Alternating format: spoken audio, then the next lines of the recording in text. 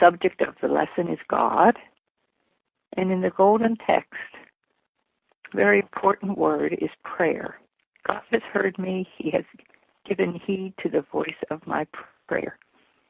And I think prayer and its components, its importance, dominate at least the first part of the lesson. At least it did to my understanding. In the responsive reading, we have another most important word, and that is understand. But let him that glorieth glory in this, that he understandeth and knoweth me, that I am the Lord which exercise loving kindness, judgment, and righteousness in the earth. And I sort of summarized that in my thought, that this lesson shows us that we are capable of living a spiritual life right now. So we were talking about understanding, and through understanding, knowing God, and that is equal to a spiritual life right now. Someone said that to me a couple of weeks ago. We're living a spiritual life right now. And you know, I've always sort of known that, but I've never had it put so directly. And so that probably influenced my interpretation of this lesson. Now, the two prayers that we have in the lesson are the prayer of Daniel and the prayer of Jesus. And so, determined to recognize that the Christ has always been present, I thought, I wonder what Daniel's prayer was like. All we know was that he prayed morning, noon, and night, and that his prayer brought him safety. All we know that Jesus prayed all night, and when he came down from prayer, he was able to heal the multitude. So they were very important prayers. So what I did was look at the various sections, the uses of and explanations of prayer, and I kind of matched them up to verses in the Lord's Prayer. Since we have always been told, our Master said, after this manner, therefore pray ye.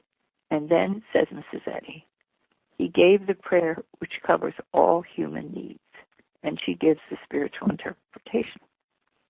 And so working through that, I found an awful lot of understanding of how those two prayers conformed.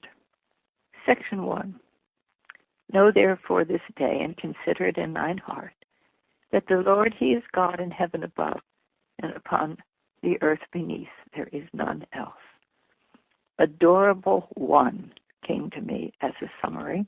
That's the spiritual interpretation of hallowed be thy name, adorable One. And there came to my thought one of my favorite verses in the Bible, Psalm 139:9. If I take the wings of the morning and dwell in the uttermost parts of the sea, even there shall thy hand lead me, and thy hand shall hold me. And when we have a verse from Jeremiah like, am I a God at hand, saith the Lord, and not a God afar off?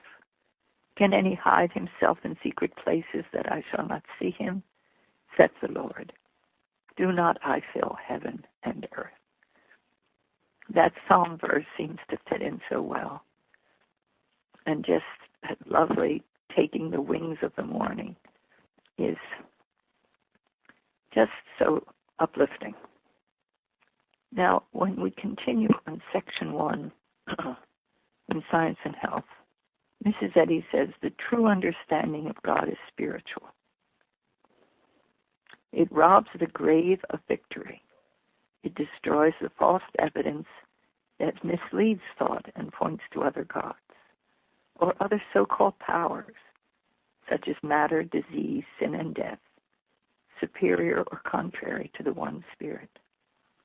And there came to my thought, thy will be done in earth as it is in heaven. And then Mrs. Eddy's spiritual interpretation, enable us to know, as in heaven, so on earth, God is omnipotent omnipotent, supreme, both in heaven and earth. That is all power, all presence, all science. And a little later, I'll just make a few comments from the current Sentinel, which is a wonderful, wonderful publication. It has the title, The High Goal, and that goal is obliterating death. And the side of that that is most important to us is we are really living eternal lives or spiritual lives right now. And there are some wonderful passages in there that I'll conclude with in a few minutes. So that's section 1. Let's see what we have in section 2. Mrs. Eddy says, it is our ignorance of God, the divine principle which produces apparent discord, and the right understanding of him restores harmony. And I thought of Jesus's, our Father, Mother, God, all harmonious, as Mrs. Eddy interprets it. And we also have in section 2, he shall send from heaven and save me from the reproach of him that would swallow me up. The Adam dream, the animal magnetism belief. And so Jesus' prayer, and lead us not into temptation, but deliver us from evil. And Mrs. Eddy's interpretation is, and God leadeth us not into temptation, but delivereth us from sin, disease, and death, which again is a wonderful publication in the latest Sentinel, Freedom from the Fear of Death. So the next section involves the story of Darius and Daniel, and I think it's in the next section, is the prayer of Jesus. Yes. So let's first look at prayer and Daniel. It was very interesting to me that we're told that he prayed, Daniel did, and gave thanks before his God, as he did aforetime, even knowing that he was under threat of death. For thine is the kingdom and the power and the glory forever. For God is infinite, all power, all life, truth, love, over all and all. Must have been the Christ-like statements, the understanding that Mrs. Eddy said the ancient worthies had. I think that's the phrase she uses. The Old Testament had that Christ was active then.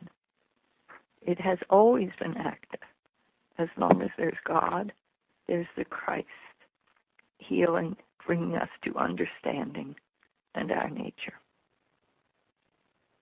Interestingly, I found in some verses not included in the Darius. Is it Darius or Darius? Darius. In Darius' story, that after he had signed the decree reluctantly, but pushed by the law of the Medes and the Persians, that he was awake all night, says one of the verses. That's in chapter 6, verse 14. The king tried to save Daniel. He spent a sleepless night trying to figure a way to get him to safety. And he finally, exhausted from it all and terribly upset, for he had seen the Christ-like qualities that Daniel presented. He said in verse 16, thy God whom thou servest continually, he will deliver thee. And of course he ran down in the morning to see the so-called healing that had taken place. The lions' mouths were shut. For thine is the kingdom and the power and the glory forever. The Christ-like prayer was working with him.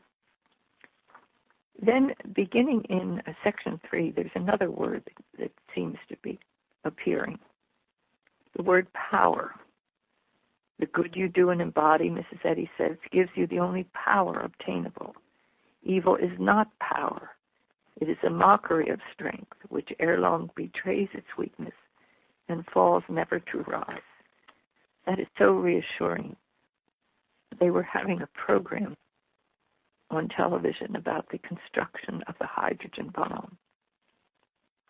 I turned it off, but I thought of the only true power is what is written in this lesson and has been proven. The power of this world is again used in section 3. Power of this world will fight and will command their sentinels not to let truth pass and guard until it subscribes to their systems. But science, heeding not the pointed bayonet, marches on. And we have that, I repeat, from Jesus' prayer. For thine is the kingdom and the power and the glory forever. For God is infinite, all power, all life, truth, love, over all and all. That is such a strong statement of where power really lies. The power of God, she says also, brings deliverance to the captive. She calls in this section, a realization of this grand verity was a source of strength to the ancient worthies. And of course, we're talking certainly about Daniel there. The Christ was right there, without beginning and without end. Okay. That's section 3. Section 4. She speaks of awakening. She talks about sickness. Is it a quality or condition of truth? But if sickness and sin are illusions, the awakening from this mortal dream or illusion will bring us into health, holiness, and immortality. This awakening is the forever coming of Christ, the advanced appearing of truth which casts out error and heals the sick. And I related that to forgive us our debts as we forgive our debtors. And love is reflected in love. And that love, Mrs. Eddy says elsewhere, is unselfed love. That calls down power of the divine, unselfed love. Recall from one of the biographies I read of Mrs. Eddy that I think it was one of her students came to her and said, "Do you love me?" Paused for a while, and then she said, "I just love." That's that unselfed love, unlimited love, unlimited by person, place, or thing. And that is the great result of the prayer that Daniel and Jesus brought forth into their lives. Then in the rest of the lesson, I felt a very strong, to Mrs. Eddy's definition of the kind of faith that depends on others and the kind of faith that stands on its own. It comes up at the time of the healing of the boy, and he calls out when his disciples couldn't do it, "O faithless generation, how long shall I be with you?" The parent cries out, "I do believe. Help thou mine unbelief." There's that waffling back and forth in a kind of faith that she talks about. In Hebrew, Greek, Latin, and English, faith and the words corresponding thereto have these two definitions: trustfulness and trustworthiness. One kind of faith trusts one's welfare to others. Another kind of faith understands divine love and how to work out one's own salvation with fear and trembling I think it's a wonderful distinction that she makes, and that it is prayer, such as that of Daniel and of Jesus, that confirms. Jesus often uses the word believe. If you believe, you can do anything. And that's the prayer of trustworthiness. That's the faith of trustworthiness. Okay. Then Mrs. Eddy in section 5, when we're still on the subject of prayer, describes Jesus' prayer, which I think is a lovely definition and description. It is neither science nor truth, which acts through blind belief, nor is it the human understanding of the divine healing principle as manifested in Jesus, whose humble prayers were deep and conscientious protests of truth, of man's likeness to God, and of man's unity with truth and love. I think that's such a wonderful definition. Humble prayers, deep and conscientious protests of truth. And that was the Christ presence resulted, and that healed. Let's see, what else do we want to say? In section 6 of Mrs. Eddy's, Our Father who art in heaven, our Father, Mother, God, all harmonious. Somewhere she uses the term overcome sickness and brings all into harmony. And there's the word harmonious in Jesus' prayer. For some reason, I didn't circle the word harmony, but it is in the lesson in that section, and that relates well to Jesus' prayer. Then we finish the lesson with something of Mrs. Eddy's history, of her being a member of the Orthodox Congregational Church. It was failure to heal her as she suffered many illnesses, but when the spiritual sense of the creed was discerned in the science of Christianity, this spiritual sense was a present help, and that she has in italics. It was the living, oh, I love this, it was the living, palpitating presence of Christ's truth which healed the sick. And I went back to Jesus' prayer. Give us this day our daily bread. Give us grace for today. Feed the famished affections. And that lovely interpretation of the daily, always presence of the Christ, I think is inherent in, and of course, the depth, breadth, height, might, majesty, and glory of infinite love fill all space. That is enough. Is, I know, a favorite of all of us. Let me take just a moment to point out to you the New Sentinel, titled The High Goal, and the high goal, as discussed in the first article, obliterating death. And the term the high goal is from Mrs. Eddy. The discoverer of Christian Science finds the path less difficult when she has the high goal always before her thoughts than when she counts her footsteps in endeavoring to reach it. When the destination is desirable, expectation speeds our progress. And that whole goal, in order that we may live a spiritual life right now, is to obliterate the fear of death.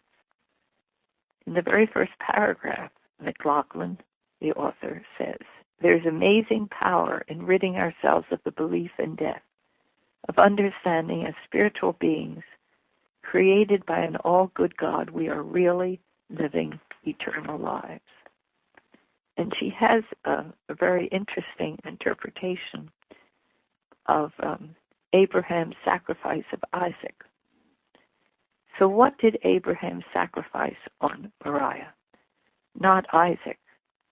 To me, what he sacrificed was his concept of Isaac as the human son of a material father. He saw Isaac created and maintained by God as an indestructible spiritual idea. He understood God's enveloping protective love for Isaac and knew his son would be safe. Mrs. Eddy spiritually defines Abraham as the life-preserving power of spiritual understanding, which kind of summarizes our whole lesson. And in parallel with Abraham, we have in this article a very wonderful interpretation of Jesus' overcoming of death and the necessity for the crucifixion. It's just inspiring. The belief in death died on the cross. Mrs. Eddy says, in science, Christ never died. The fleshly Jesus seemed to die, though he did not. Furthermore, Jesus proved life to be deathless and love to be the master of hate. In doing so, he achieved the high goal for himself, his disciples, and us.